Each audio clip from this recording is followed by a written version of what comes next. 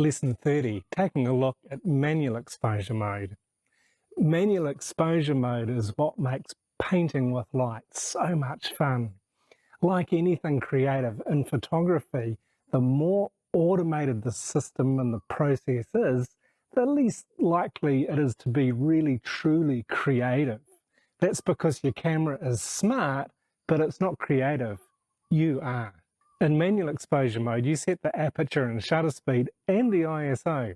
It is still possible to set the ISO on auto in manual exposure mode, but this does kind of defeat the purpose of being in manual mode, because with auto ISO, your camera is still ultimately in control of the exposure. Many photographers assume that it's too difficult to learn manual exposure mode, and there's plenty of courses and books out there telling you that you don't really need to use it because it's slow and cumbersome and it'll make photography more difficult. I disagree with this. Manual exposure mode does take time to learn and you've got to practice to really nail it, but when you have, it's highly unlikely that you'll spend much time using any of the auto exposure modes. My first camera gave me no option but to learn manual mode. This has got no auto modes at all. There's nothing automated about this camera. So I had to learn to set my shutter speed and my aperture manually, and my film that was in the camera at the time governed what my ISO was. There was no changing it in between frames like you can do these days.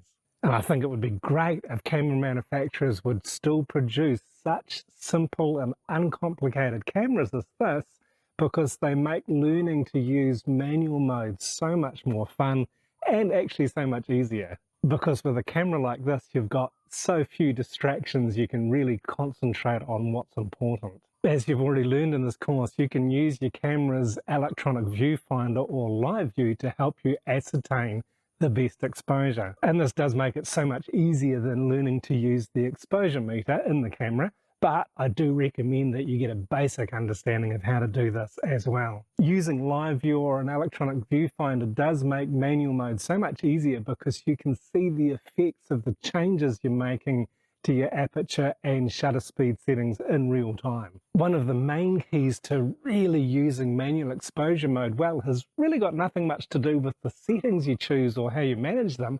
It's the way that you visualize, you pre-visualize the type of photo, the way you want your images to look before you take them, and then manually controlling your camera to capture the image looking just the way you want it to. Back in lesson 22, you learned that what we see with our eyes does not always get recorded the same way with our cameras. And learning to see the light and understanding what you can do with your camera controls helps you make more interesting, more creative photographs.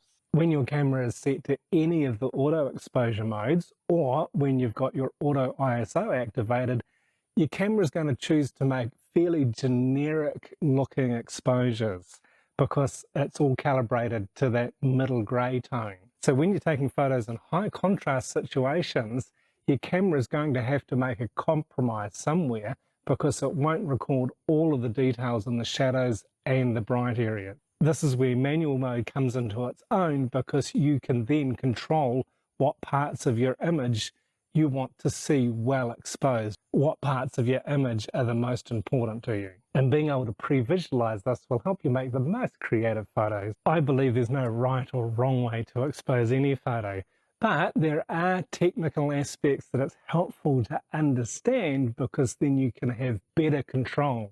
So when you understand how the exposure triangle works and how to balance aperture, shutter speed, and ISO, and when you manage these settings well, you'll be able to capture the images the way you pre-visualize them. Lesson 30, practical exercise, taking a look at manual exposure mode.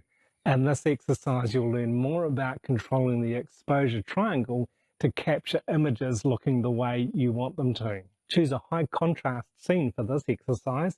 A subject that is light coloured or white and has got some texture to it will be good, and put it beside something that's dark coloured that will provide some real contrast, and use full sun or some other bright light to illuminate your subjects. And set your camera to 1/125th of a second and your aperture to f8. This is in manual mode, and then adjust your ISO setting so that your meter is reading 0.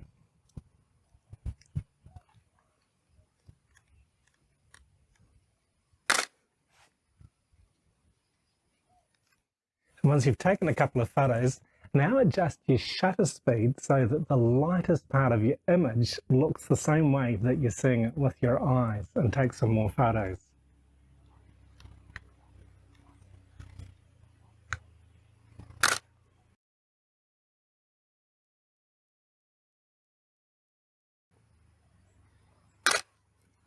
And check your monitor to make sure that your adjustments are good.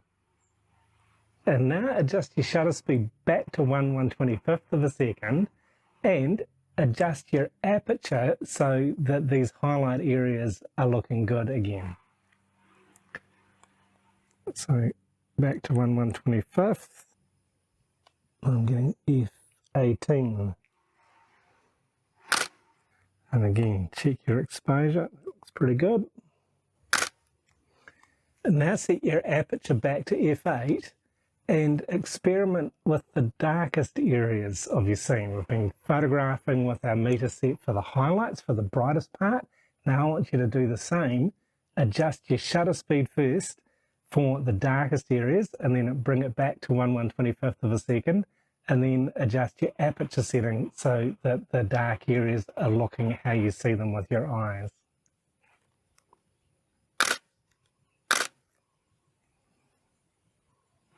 Now keep experimenting like this. Don't worry too much about getting your exposure meter reading 0 all the time, but concentrate on getting the most interesting exposures you can to get the photos looking the way you want them to. Experiment like this until you can find the exposure settings that make your subject look the most interesting. Learning to see light and understand it and manage the controls of the exposure triangle will give you the most creative flexibility as a photographer. The main points from this lesson are: with your camera set to manual exposure, you are in control of the aperture, shutter speed, and ISO settings. Learning to use manual mode is not as difficult as you may think. Manual mode takes time and practice, and it gives you more creative control. Practice this to improve your photography. Always think about the light and contrast in your composition and set your exposure carefully.